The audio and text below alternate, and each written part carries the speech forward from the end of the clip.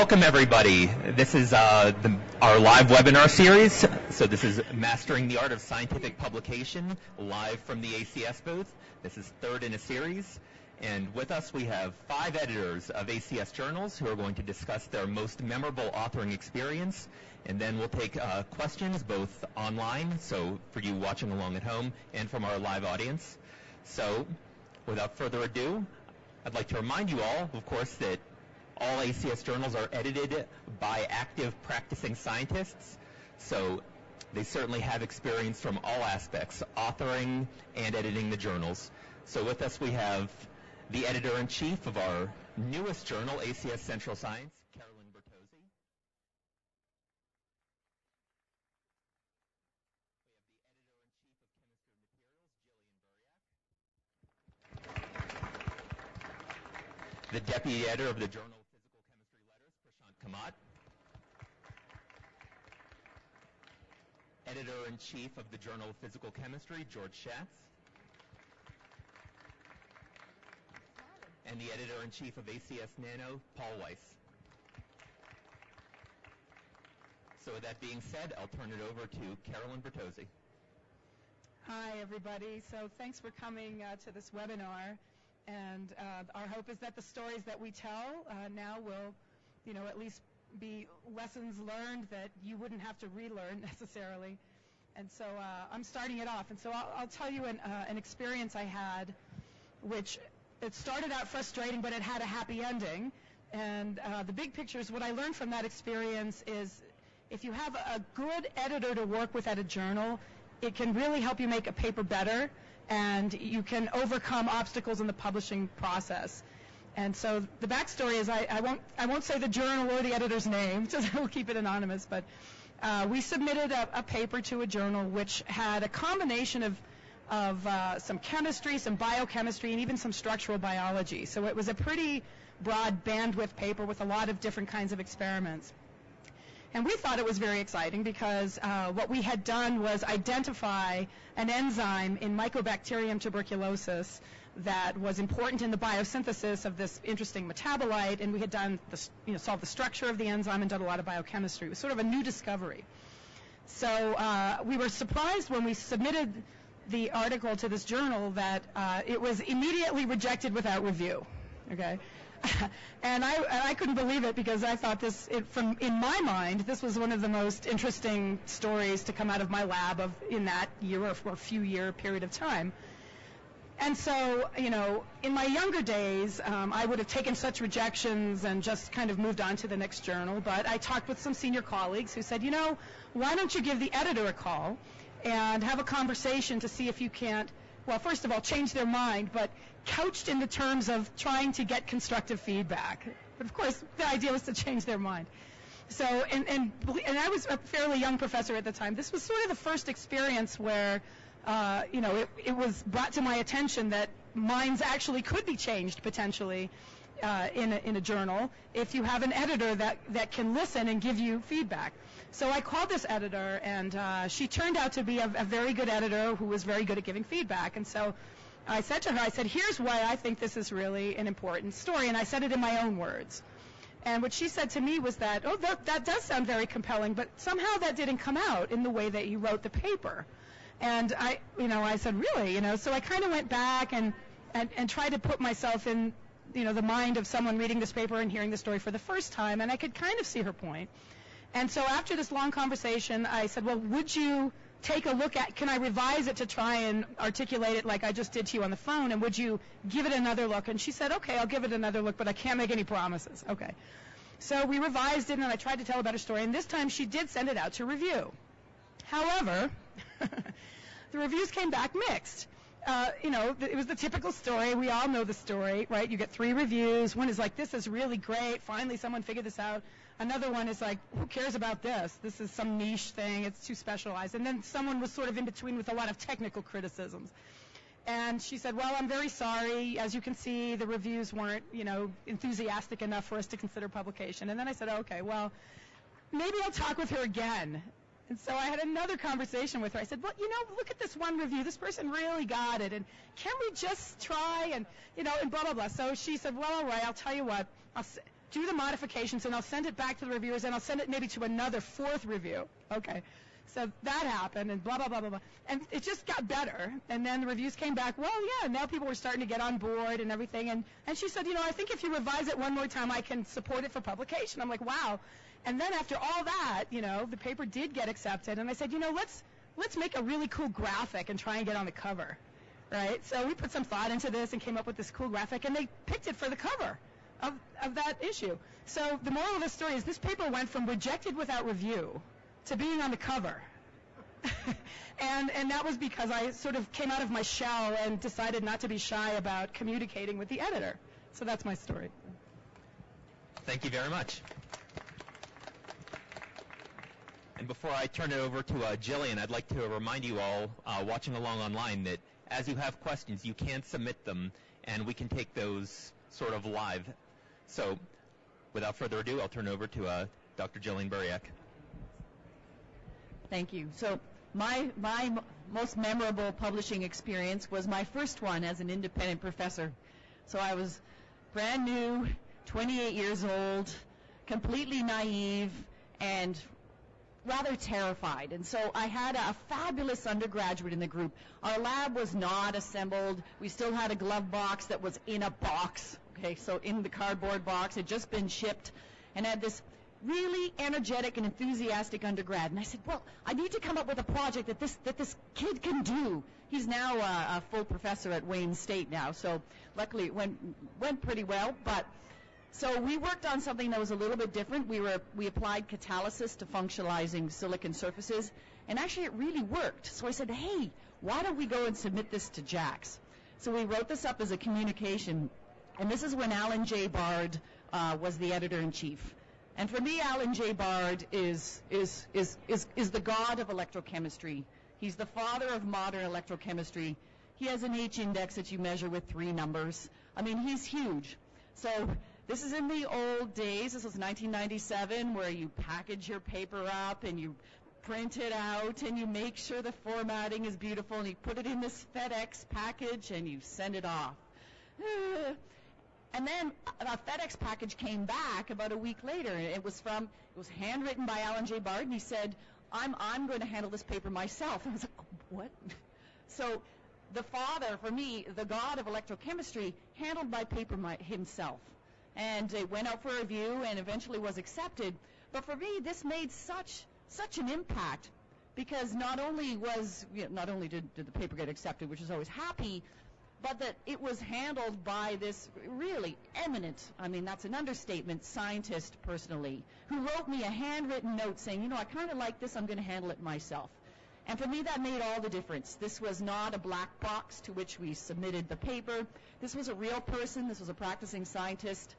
And then I realized that there is a difference. There's a difference between publications where the people are practicing scientists and those that are not. And from then on, I was just all ACS. So there you go. Hi, I'm Prashant Kamat, and welcome to this webinar. Again, some of the stories seem similar. When you start as your research career, you have to pick up a new project that will overlap. So I happen to be choosing on titanium dioxide. We used to call colloids, now it's nanoparticles, and doing some spectroscopy.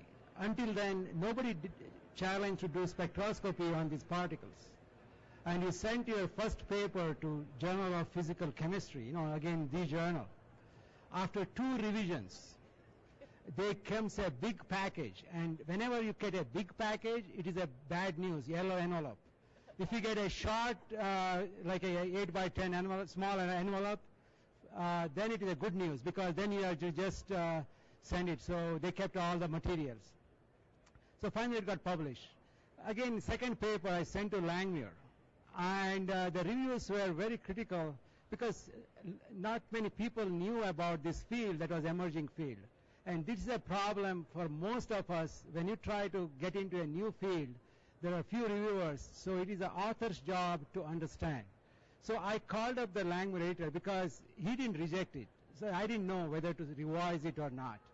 And his first answer was, listen, this is a new area. If you think you are right, fight out with the reviewers and convince them that you are right. And that is, again, as she said, Arthur Adamson was one of the fatherly figure in surface science and also in organic chemistry.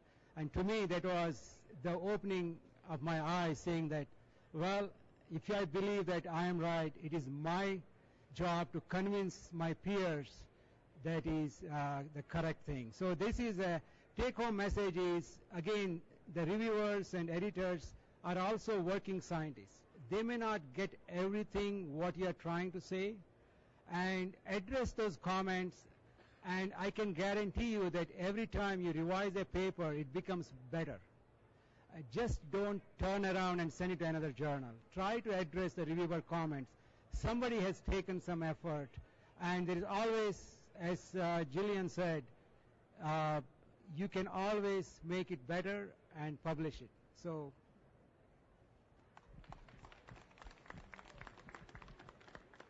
Hi, I'm George Schatz. I guess maybe I'm the oldest one in this group. My first paper in ACS journals was published in JPhys Chem in 1972, back when it had a red cover to it.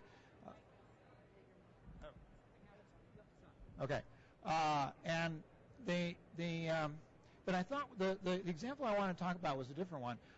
It turns out I published a couple of books, jointly with my colleague Mark Ratner. And the first book was especially interesting. Now, writing a book is there's a lot to that anyways. So this was around 250 or 300 pages or something like that. And the first book was published in 1993, and the publisher was Prentice Hall. Doesn't really matter. And so this was all done. This is the old days of publishing, where everything was done through the mail. Doing the galley proofs went on for a month. Many chapters. Books are long and complicated. The copyrights, one had to get copyright permission. I was, included material from other people's work, and so I had to write them a letter and say, I want the copyright permission. I had to write to the publishers, and so that was a long and arduous process. There were no, this is why I now appreciate, the various electronic tools that we really use all the time. The other thing that was interesting about this book, so it was published. And then it turns out about 8 years later, the publisher decided to take it out of print. And so then they didn't tell us that. We just discovered you couldn't get it anymore.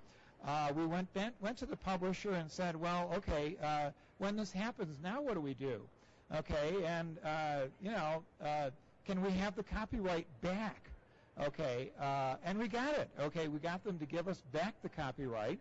And so it turns out then it's like, what do you do? Well, there's this other publisher called Dover Books, and they're willing to take, these kind of books and basically reprint them, although we got them to correct various errors along the way.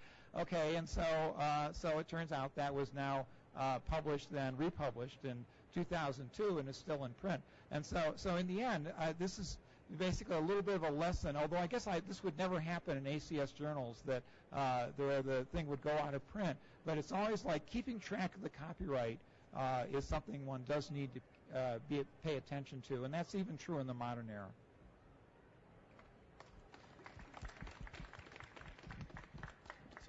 I'm Paul Weiss at UCLA and editor of ACS Nano. I have maybe a little longer story with some sadder parts. One of our earliest and maybe our most important paper came out of our laboratory, where we'd developed a new instrument and we needed a test system to study it.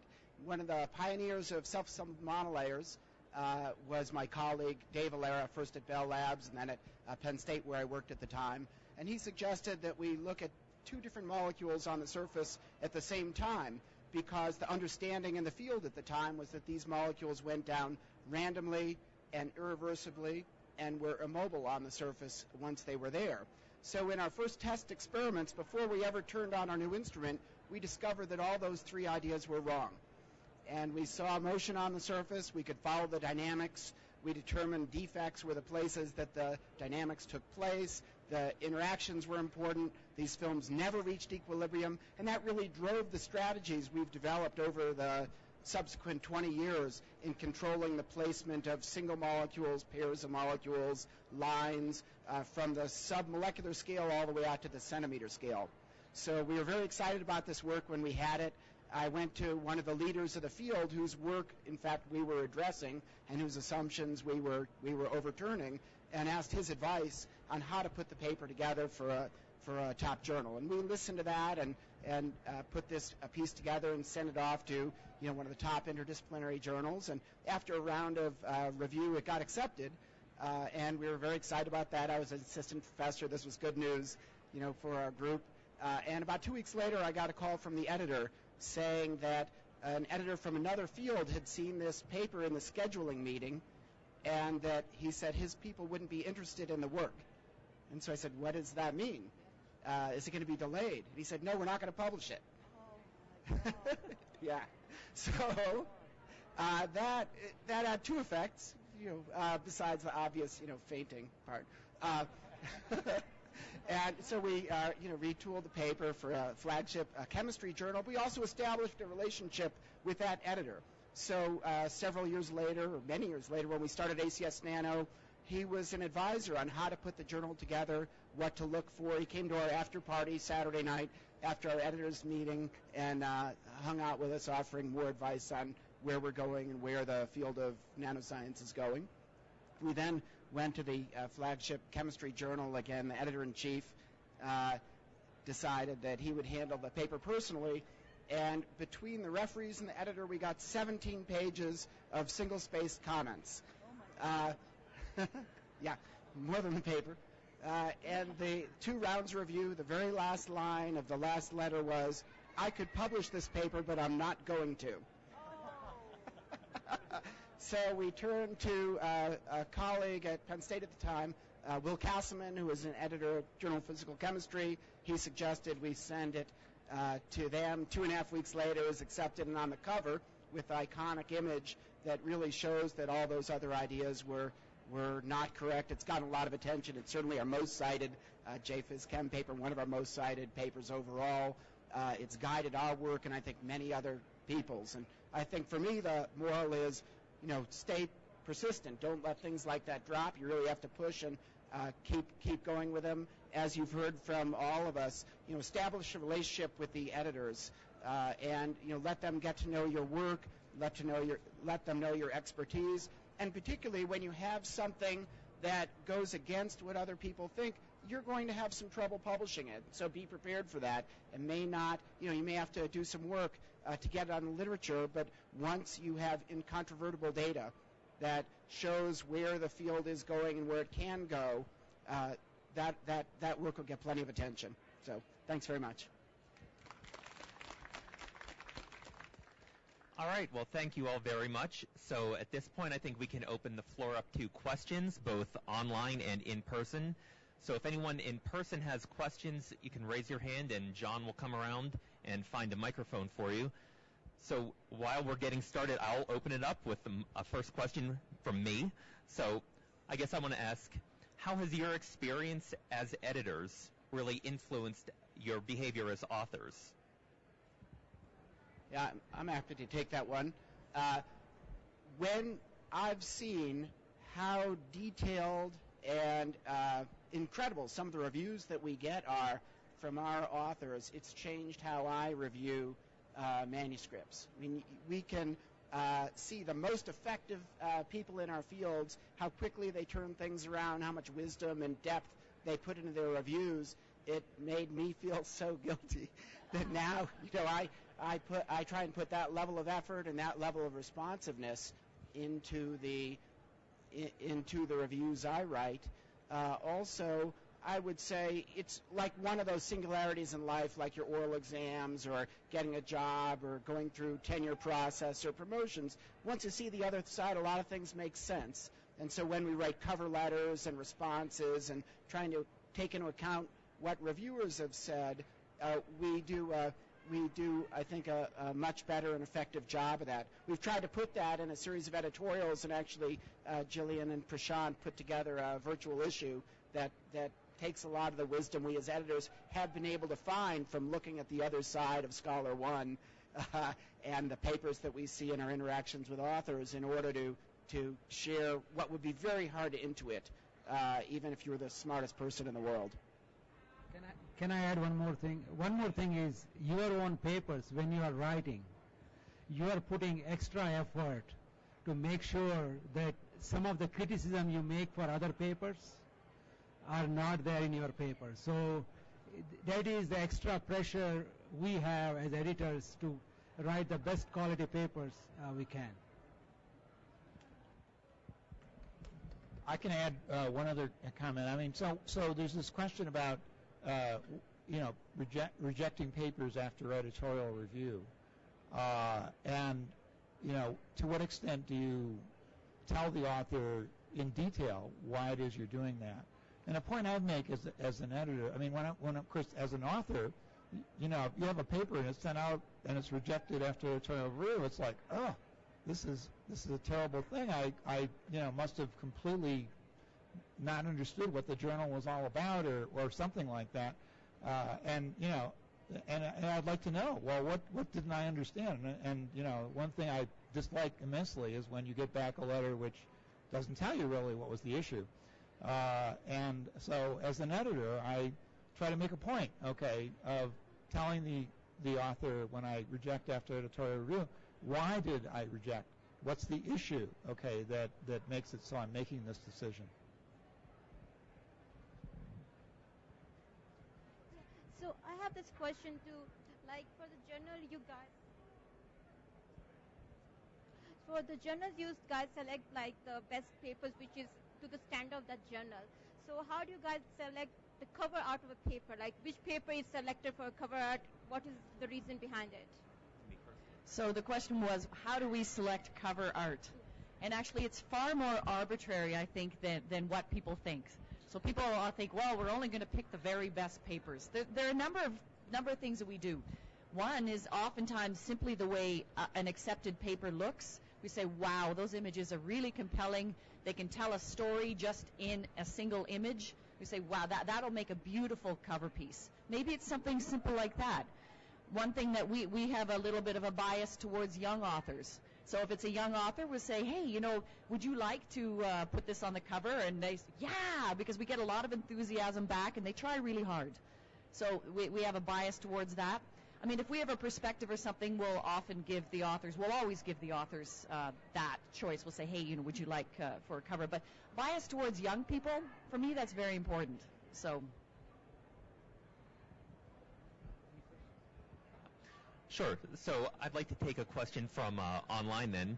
So someone asks, whenever you get back a rejection that simply says something a little general along the lines of, oh, we get more papers than we could possibly publish, and then you realize that you're trying to write something that might be interdisciplinary, so how do you understand whether it's being rejected for novelty, being rejected for scope based on something that might be a little unclear from the rejection letter? Again, depending upon the journal that you have submitted, sometime like in physical chemistry, we get papers that are totally focused on physics or device performance evaluation. And those ones we always say it looks like it is more specialized journal, and it should be published in a specialized journal, because if you publish in this journal, probably nobody is going to take a look at it, and the impact for your work will be much less. So that is one thing, and I will give it to Paul. You want to comment something? Yeah, so, well, like George, we try not to have such generic letters. We try and let authors know the reasons behind why we decline without external review. When we do that, two scientists have looked at each paper and made that decision together. And any of our editors are allowed to champion any paper that comes in. So we do try and give some information. In ACS Nano, we expect the work that we publish to speak across fields. So work really has to be interdisciplinary in that sense and have something should have something to teach people across our very diverse readership. And so that'll, sometimes that'll be a reason. We'll try and say that explicitly to the authors, and sometimes we'll try and vector them to where we think the appropriate journal or field might be for their work. So one other point to make is that what you write in the abstract is very important as far as what happens to the paper. The abstract is where you get to tell, especially the editor, why is this work important? And so you really do need to say that in the abstract. So that's a way to, if you don't, sometimes you read the abstract and it's like, oh, I don't get it. Okay, what's important about this paper? And sometimes you read the paper later and you say, wait a second, there were some really important results in there. They just weren't stated in the abstract. So I think in the end, the authors really need to understand that as far as what's going to happen when the paper is first arrived and considered.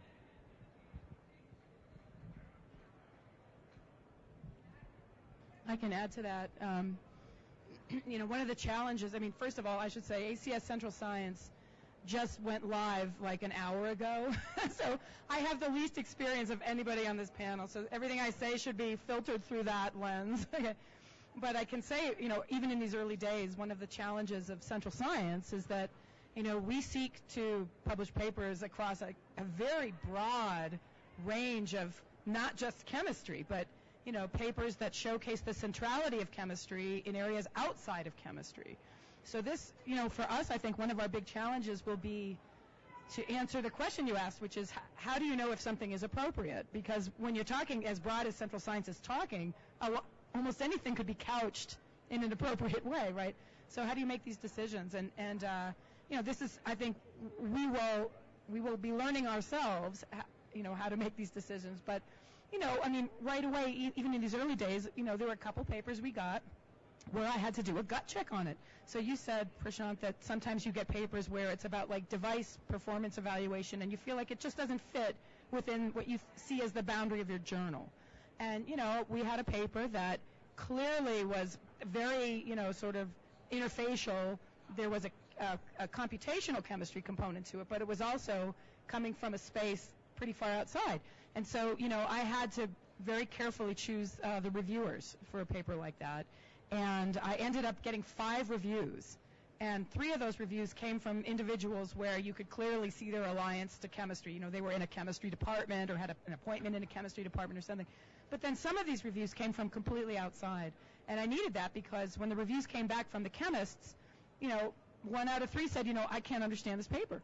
And I said, well, that's a problem, right? And so at the end of the day, we got enough reviews where it became clear to me that this was going to be an important paper for us to publish because it was going to teach chemists something they didn't know, and also that we had to have the author revise the paper in such a way so that it really was a teaching experience. You know what I mean? So I think we will probably have more of those experiences as we mature as a journal. Yeah, I think we have a question. Hi, I got a non-technical question. How to become an associate editor or editor? Because in general, there's no call, like say, who want to volunteer. Generally, many people like me in the mid-career professorship, I want to contribute, do my service. But if you don't know anybody or you are not in the network, it's generally a little bit difficult. Any insight on that? Thanks. Okay, so the first thing, it comes back to this idea of relationships. So the first thing you need to do is publish in that journal. Publish in the journal. And then through that communication, people will get to know you. And then if you add and review for the journal.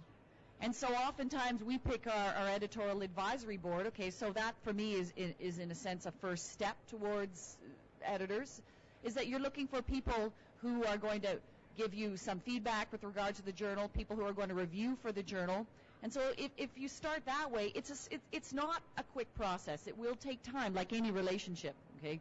You don't go on a first date and get married, all right? I mean, at least I don't. So that for me is the first thing, and then go from there. So establish that relationship. Say, hey, he's really helpful. He does really good reviews, and we should have him on the board because we like to know what he thinks. I'll maybe even be more explicit. We keep track of these things. So we find our authors who are engaged, who referee substantively and quickly and responsively.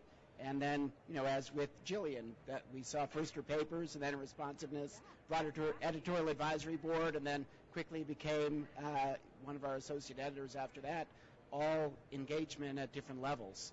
And so if you have a journal where, that, or even a set of journals where, you want to be contributing like that, get your best papers in there, that will trigger a lot of review requests.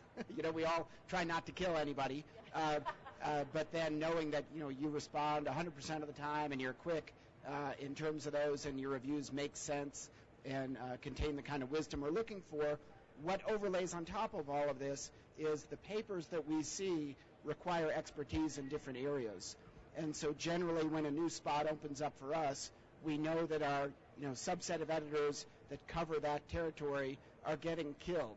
Especially if one of them goes offline for a while, they have a baby or they're traveling or sabbatical or something, then usually there's some overlapping expertise we're looking for that, that depends upon the submissions that we're seeing and the areas.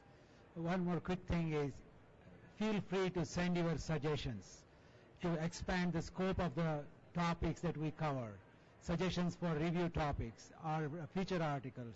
So get involved with the journal and the editors. And another comment, it's almost like how do you get to know the editors, okay? And they're different things.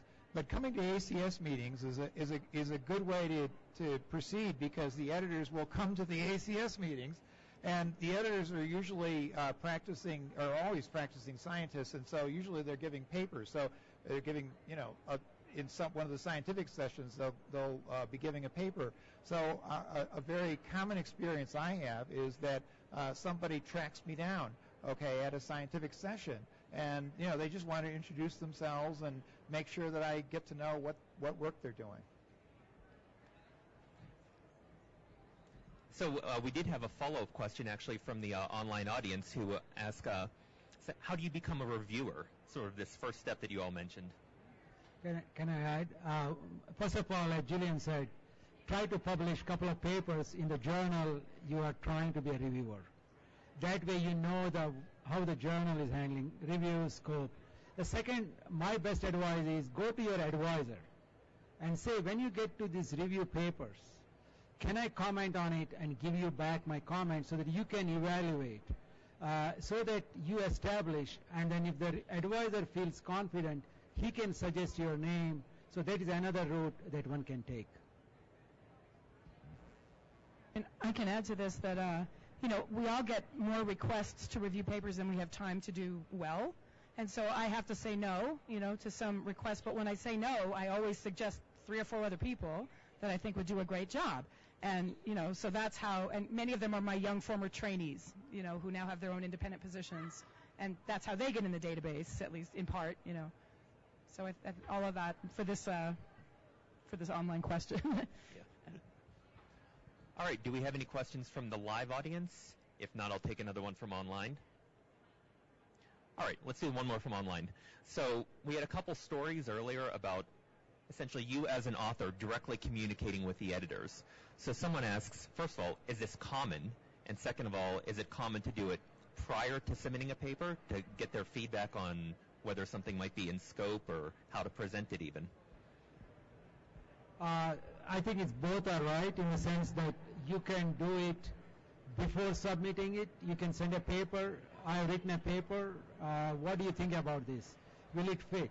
And in that stage, I typically go through it and make a suggestion for improvement if I like the science that fits in the scope.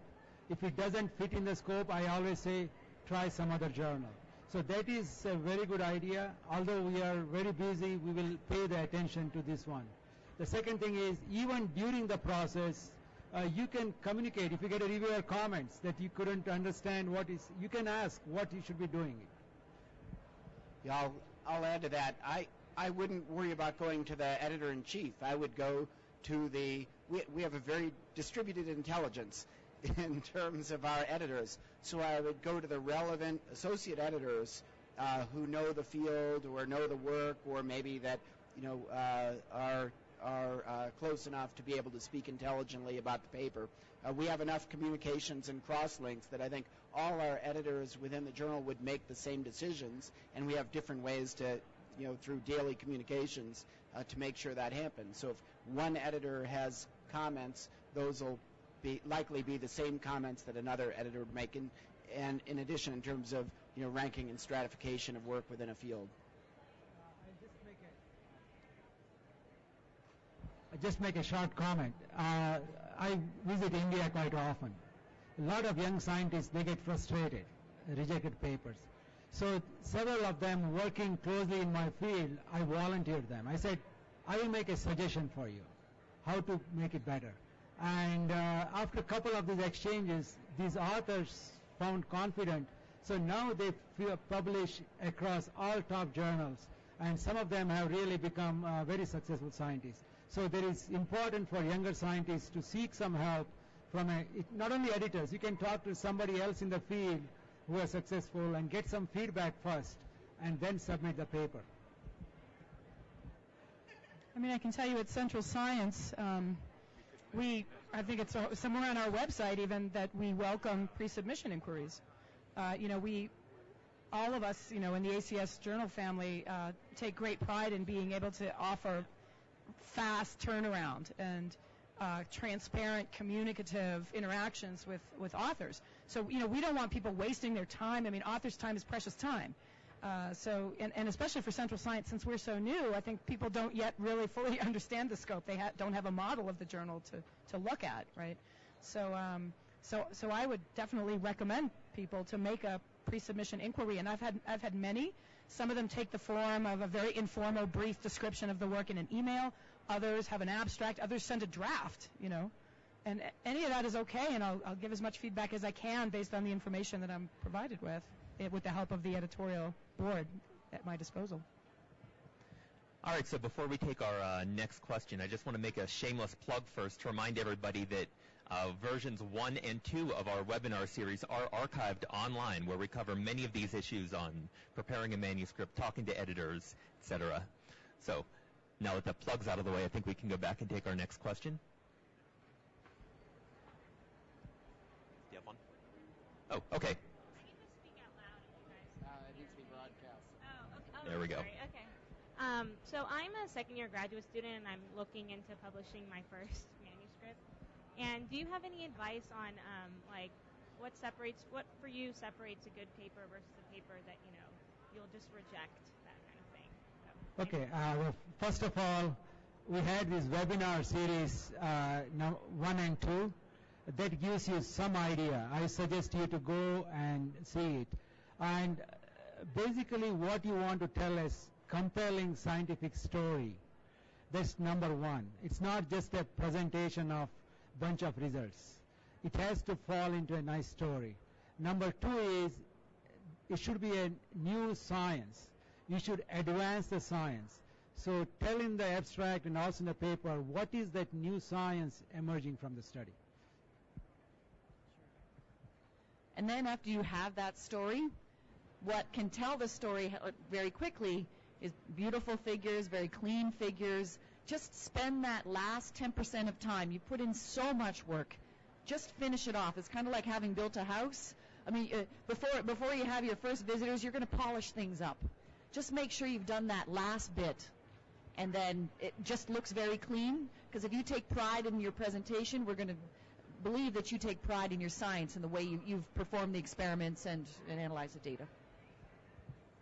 I can add to that when you're writing your paper, nobody ever told me this. It's funny. I don't know. How do you learn to write? I didn't have the virtual issue that you guys put together, which finally taught me how to write.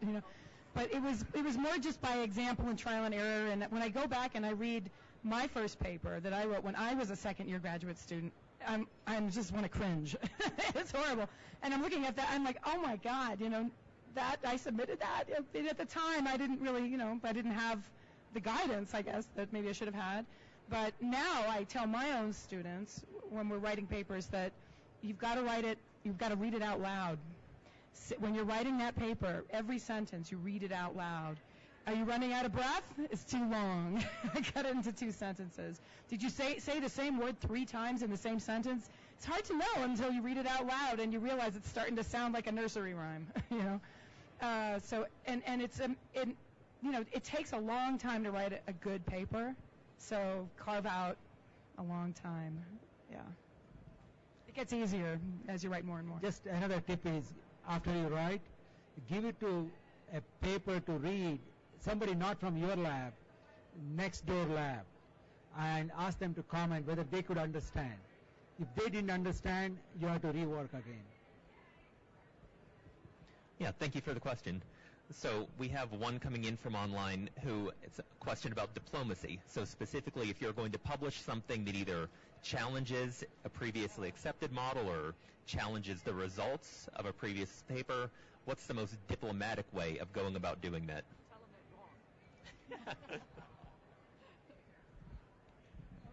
Okay, so I've dealt with, I can tell you I've dealt with papers where people didn't do the right thing, okay? Part of it is just a matter of what words you use to challenge, okay? There are various things that you can do where, you could argue that you're being, aggressive, okay? That sort of thing. I really prefer the style where basically, the results speak for themselves, where you just have to present the data the right way and make a few obvious comments or write down well-defined facts and just say, okay, this, the results are telling us clearly that this previous work isn't right. This is the, what I find works the best. But I do get other types of, in JPhys Chem, we have a manuscript type that's called a comment, okay? And so this is where somebody gets to write a paper in which they're usually commenting on somebody else's work, and it's the case that sometimes these comments will identify a problem with the previous work, and it's very important to have these things published so that people know that, hey, there was something wrong with those particular measurements or interpretation, whatever.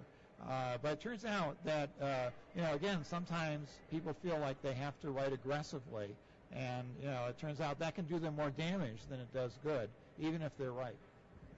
Yeah, I'll add to that usually when we discover something new and that, earlier assumptions or interpretations were not correct, it's because there's new evidence for science, and that's part of the process of science. And so I agree with George. One doesn't want to go forward aggressively saying these people didn't know what they're talking about, but rather say, I can explain these earlier data, and with the new data we have or new understanding, however it originated, this is where the field is now, and here are the consequences for that. And often, when one does discover something new, there were pieces missing before, and by filling those in, you help to guide the future. And so I think focusing on that aspect of, what supports those conclusions and not ignoring earlier data, but rather discussing it as a scholar, that's what really moves the field forward, and what we all want to see, as scientists, authors, and editors. And again, just a short comment is science is constantly evolving. So it is nothing like it is one fixed thing.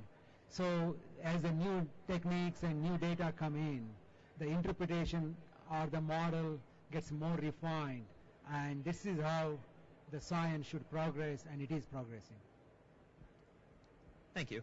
So we have one more question coming in, and it's a little more of a philosophical one. So is it possible to be an excellent researcher but be a terrible writer? Yes. Absolutely. I mean, but sure. I don't say that if you are an excellent researcher, the person also makes an effort to write something better, because this is, I think, it is integrated. So although you may be an excellent researcher, and I will give my own example. I come from India where English was my second language. When I came back, I practiced constantly. I took the feedback from others and slowly improved. I'm not claiming my science is the best one, but still people do read and appreciate what we do. So I'm able to communicate. I may not write a flowery language, but the key is to communicate what you are trying to say correctly and with a greater impact. Studies have shown over and over again, the people who say, I'm a terrible artist, I can't draw anything, that with a certain degree of intelligence, you can become better. You can improve at everything. Even if you don't have a musical ear, you can become better at music. And so if your paper is being driven by the data, by the figures, and the figures then become an organized, coherent story, the first draft is always going to be terrible, okay? Of every paper anybody writes, it's always going to be terrible. But that draft is only for you. But if that draft is being driven by an organized, coherent set of data and figures, then that first draft will start to follow that. And then you just keep refining, and it will get better. And always trust your colleagues, or always find trusted colleagues, I should say, people who are going to return a draft covered in red, okay? If they give you back a draft that says, oh, this is pretty good, no, they're not your friend, okay, really? They're not doing you a favor. You want a draft back that kind of makes you cringe and say, oh, no, because that's helpful advice. So look for that.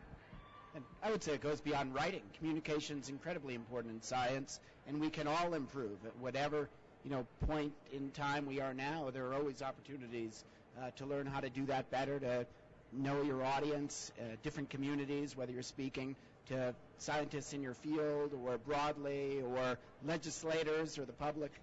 We all need to be able to do that better and to say why what we do is important and what we're learning from it and what the world at large does. I just want to extend Jillian's comment saying that if you think they are real friends, they are more critical of what you write. Same way the reviewers. If you get a more long critical review, that means that reviewer has read your paper and he is trying to improve the paper. So don't just, you can curse him or whatever it is, but be thankful to him that he took interest in your work and try to comment on what's needed to make it better. I can also add that for my own, I think my writing improved a lot when I started really paying attention to other people's good writing. So I started early on, when I was writing papers in my own career, the stakes were high. This was a paper from my lab with my name, it had to be good. And I've never been a very easy writer like some people just flows it. For me, it was more hard work. And I started noticing other papers that were well written and poorly written. I really started noticing. And when papers were well written, I started appreciating them, and I tried to emulate them. So that's how I started. I said, well, I want to be able to write like so-and-so. Every time I read their paper, it's so interesting and entertaining and clear. It's just effortless, and I want to write like that. And, I would start giving my students examples of papers. Like, it was interesting. There was one point where there were two papers published back-to-back in, I think it was JAX, from two different authors that had basically done the same thing, and they had sort of arranged a back-to-back publication. And one paper was beautifully written, and the other was just very, difficult and much harder to read. But they had both accomplished the same thing, had the same result. And I thought that was a really interesting showcase. And I gave my students the two papers, and I said, I think one of these is really well written and the other is not. Which do you think is which? And we had a discussion about why. And so that really helped me, certainly. And whenever you have writer's block, if you encounter this when you're writing your paper, what gets me out of writer's block is to go read something else completely, like fiction or some literature that's really well written. Just read something that's really well written. It really can loosen you up. All right, so building off this theme of continuously improving, we have a question online that asks, can you tell us about a time that you made a decision as an editor that you later regretted?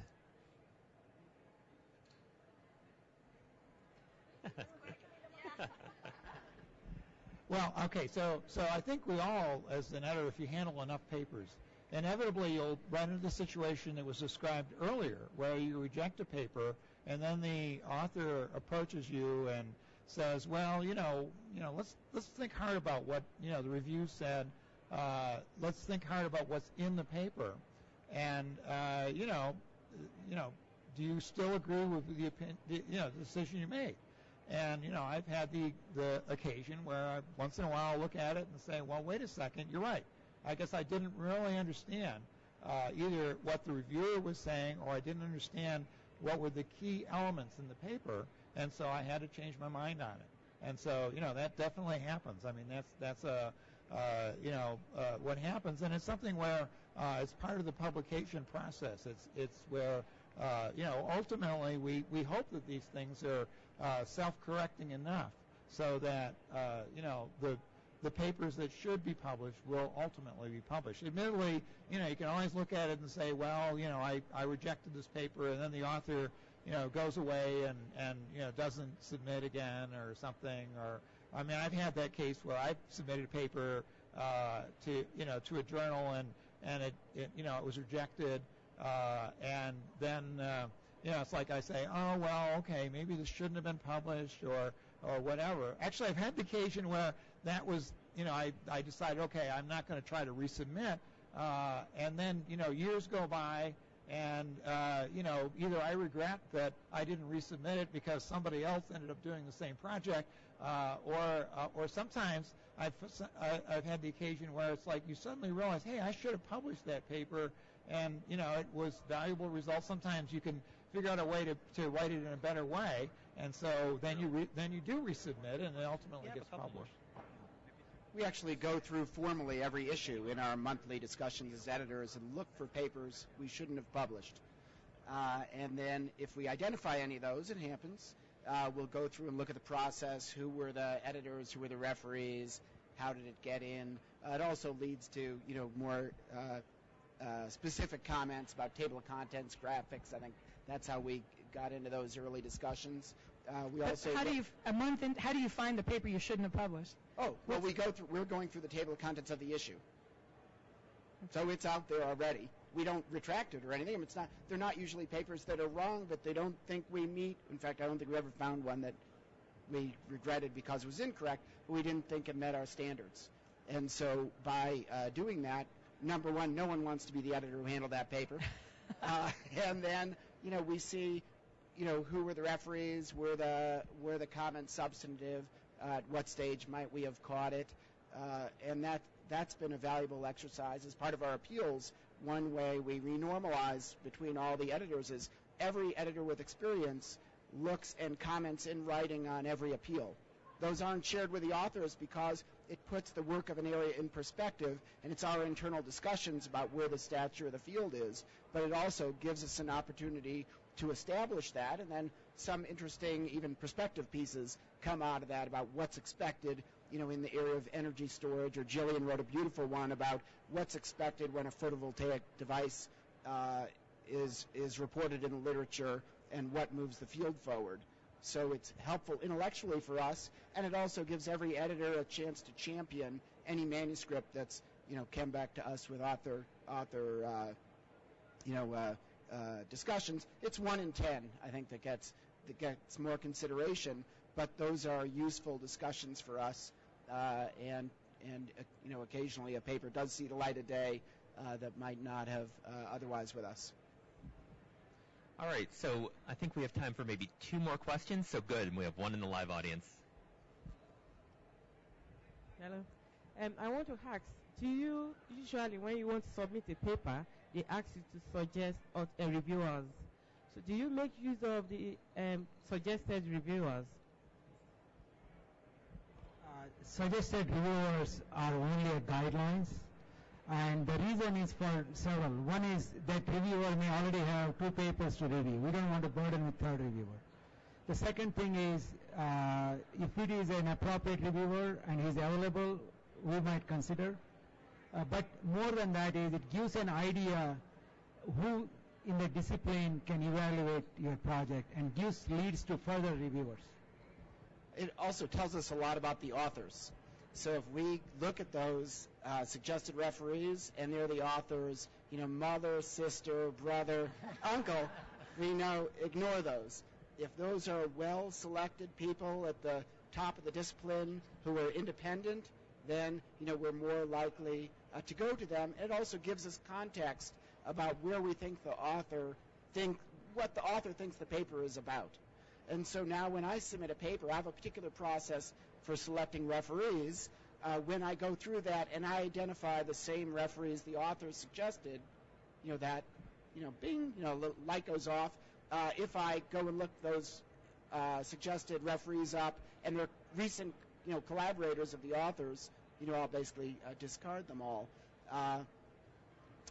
So when I submit a paper now, I go through the same process I would as if I were handling the paper as an editor, and I try and choose the top referees who've published in that area, who were knowledgeable and understand the field, and I'll suggest those as referees and make sure if there were any time in the past where there was a link, I identify that for the editor. I can add one more thing. Something I do with my own papers when I'm trying to decide who to suggest as reviewers, I'll go to Web of Science and I'll type something like the title of my paper into Web of Science and see what comes out. Okay, what papers show up, who are the authors of those papers, because of course it might be that it's not relevant, but a lot of times I'll find people who are relevant. Hopefully I've already cited those people in my paper. If I haven't, maybe I should, but nevertheless, the point is I'll generate some names somewhat independently of who are my friends or anything like that, and that often is a useful way to find reviewers. In fact, that's how we find out most of the reviewers is typing some keywords and see who published very recently, because they have the interest to read your paper and comment on your paper. All right, do we have any more questions from the live audience? Otherwise, I'm going to finish up with one question from online. All right, seeing no hands, I'll just ask the question. So someone asks, do you guys as editors read the entirety of a paper before you make a decision on whether to send it out for review or to reject without review? I can ask what I do. Like every paper that comes in, we definitely read the titles, we definitely read the abstract, we go through a little bit of introduction and go through the figures, whether the figures are scientifically correct, and also if you make some claims in the abstract, we are looking for, you have backed up that claim with your results and these things. So these things gives you a quick glance, and if you have to reject with the editorial review, I give at least 2 or 3 reads to make sure that what deficiencies are there and why it is being rejected of the editorial review. Otherwise, it goes to the assigned editor. Yeah, by our internal rules, it takes at least 2 editors to decline without external review. So I'll look at every paper as they come in within a few hours of submission and then go through cover letter, abstract, figures, conclusions, sometimes look up references if I don't know enough about the work, give it a ranking between neutral and it has to go out unless you convince me or another editor, or you should be able to dispatch this quickly, and half-point gradients between 0 and 5. And then we'll have our staff review it for format and other issues and then get it on to an associate editor within a few hours. And then we often consult each other. And if I have a conflict of interest, of course, I can't handle that paper that way, so I'll select a primary editor to take my place and then other consulting editors to go through and decide whether it'll go out for external review or not. All right, well, thank you everybody for showing up. Just a quick announcement that everybody in the live audience, you're invited to stick around. We have coffee and donuts available. Sorry everybody watching on the webinar. And if you just wandered on up, in the middle, an archive version will appear online in a little bit, so you can watch the entire session online. And then, so without further ado, let's thank the editors one last time. Thank you. I have one comment. Can I make a comment? Yeah, of course. Just let you know that this has been a great experience to be on the road show as well as doing this webinar series. There are a lot of people are involved, and especially the marketing team. So I would like to thank you on behalf of all our editors for the wonderful job, and again, trying to propagate a good way of writing publications. This is important. So we want to show that ACS journals do care. You have